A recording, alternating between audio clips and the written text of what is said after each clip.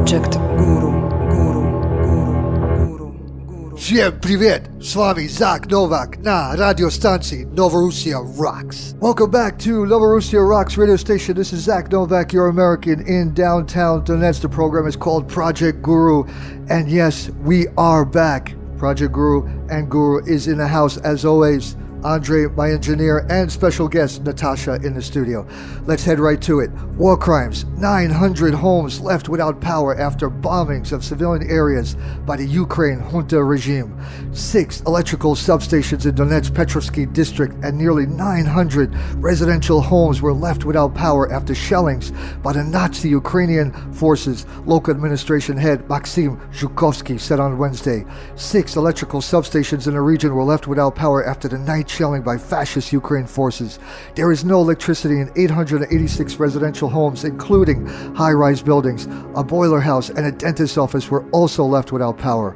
A source in the security agencies of the Donetsk People Republic said that a residential home burned down in Zaitsevo near Golovka at night as a result of an explosion. It was earlier reported that Nazi Ukrainian forces fired 470 shells at Donetsk Kupishevsky and Kievsky districts, as well as at the outskirts of Yasinovata. A civilian was injured in the shelling. War crimes. We don't conceal our casualties, Basudin. 1 civilian and 11 servicemen of the Donetsk People's Republic, DPR, were killed. 25 civilians and 21 servicemen were wounded in shelling by the Nazi Ukrainian side in the past month. Edward Basudin, spokesman for the DPR Operations Command, said on Tuesday, "We don't conceal our casualties. In July, 11 DPR servicemen were killed and 21 more wounded. Casualties among civilians are 1 killed and 25 wounded. Earlier on Tuesday, the DPR Operations Command said that 2 civilians were wounded as Nazi Ukrainian troops shelled Donetsk. Overnight to August 1st, Nazi Ukrainian troops conducted intense artillery shelling at Donetsk and Yasinovata suburbs, killing 1 civilian and wounded 1 more. We don't conceal our casualties, but these are still atrocities, genocide, war crimes by the Poroshenko regime."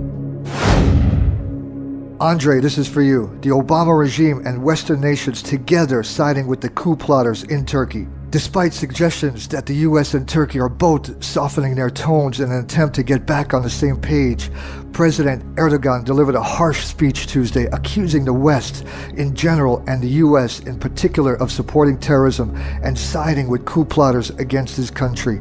Erdogan insisted that the coup attempt may have been carried out inside Turkey, but the script was written abroad, adding that the Gulen movement, which he has blamed for the coup, receives most of its funding through charter schools inside the United States. Gulen organizations getting bankrolled by U.S. taxpayer funding is a long-standing matter of investigation within the U.S., and Erdogan seems keen to position this as part of his narrative that the U.S. was secretly behind the coup movement. That Gulen lives in exile in the U.S. has added to that. What kind of strategic partners are we, Erdogan asked, that you can still host someone whose extradition I have asked for? Turkey requested Gulen's extradition almost immediately after the coup attempt, and officials have presented U.S. requests for evidence as a national insult, insisting if the U.S. was a good ally, they wouldn't ask so many questions and would just hand him over.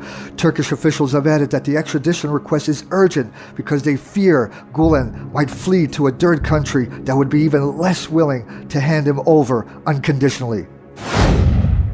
So bad news and good news. Let's head over to Syria. U.S.-backed terrorist groups launched gas attacks in northern Syria. 5 civilians killed. 2 separate poison gas attacks have been reported in northern Syria today in the Idlib and Aleppo province. The attacks appear unrelated, and some reports suggested that they were launched by opposite sides, with one attack launched by U.S.-backed terrorist rebels against government-held parts of Aleppo. Syria state media reported that the attack in Aleppo, labeling it an attack by U.S.-backed terrorist groups with artillery shells containing unspecified poison gas. At least 5 civilians were killed and a number of others wounded. This was in addition to other civilians killed and wounded in shelling around Aleppo with conventional munitions. The other attack, reported by the Syrian Civil Defense NGO, was in Sarakeb in the Nusra Front-dominated Idlib province, where locals reported canisters containing gas, likely chlorine. Dozens were reported wounded, but none killed. Guru, check this out also in VIVA ASSAD, Syrian army advance, win back territories. The Syrian army continued its advances in Aleppo province and captured 2 strategic hilltops and key village on Tuesday. The Syrian army took full control of Al-Sanobarat and Al-Marhukat hilltops on Al-Amara village to the south of the city of Aleppo. Meantime, the Syrian army destroyed 2 tanks of the terrorists in Talbazu region in the southwest of Aleppo city, killing all the tank's crews.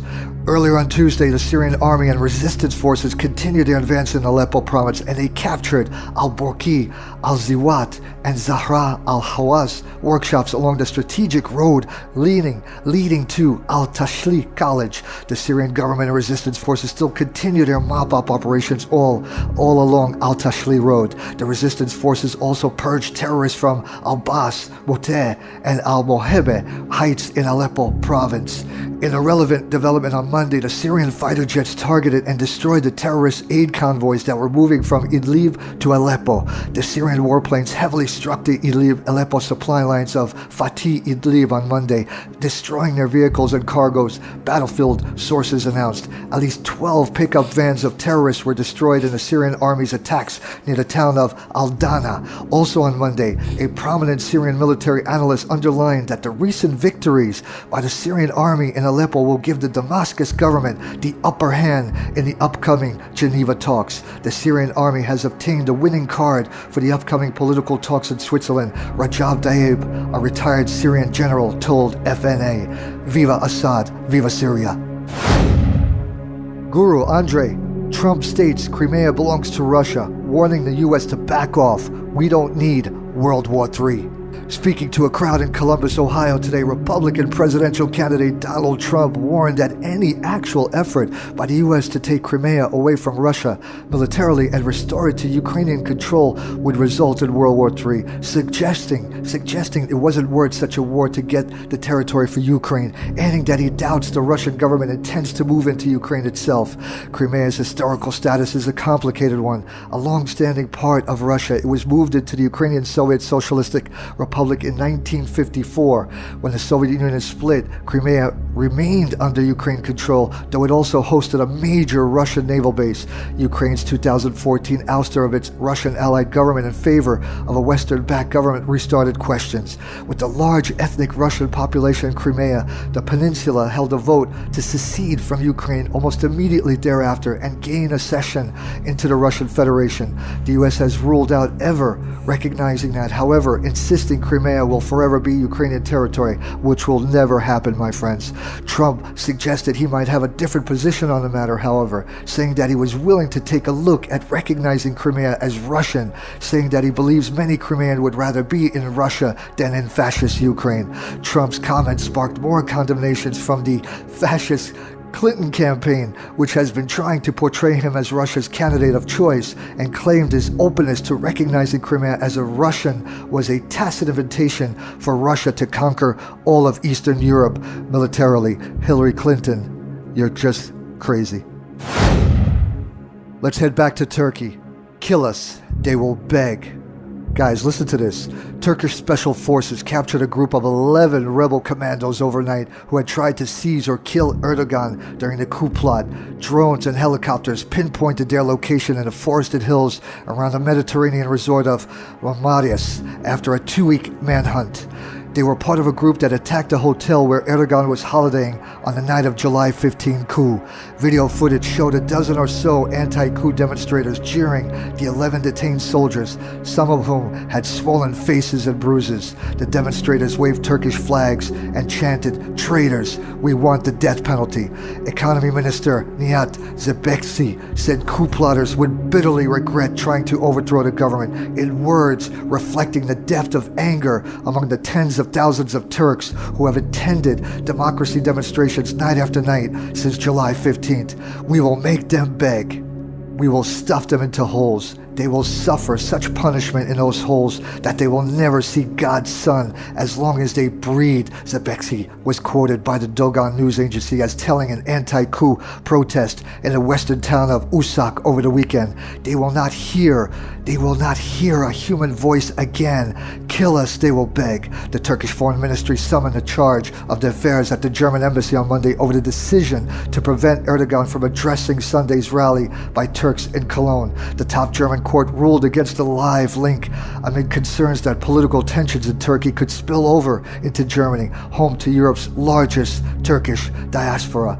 It would be absolutely unacceptable for Germany to even mention democracy, the rule of law, human rights and freedoms to Turkey after this point, Turkish Justice Minister Bekir Bozdağ wrote in a furious response on Twitter. Turkey's crackdown after the failed coup has made European leaders even more uneasy about their dependence on the country to help stem illegal migration, in return for which Turks have been promised visa-free travel to the European Union. Turkey will have to back out of the agreement if the EU does not deliver visa liberalization as promised. Foreign Minister Mevlut Cavusoglu was quoted as telling Germany's daily Frankfurter Allgemeine Zeitung, "Hey everybody out there, thanks for all the support, the letters, the messages. We're back. Novorossia Rocks radio station is back. Projekt Guru is back. Please, everyone be safe out there, stay on alert, and see you all on Friday. Bye-bye, folks."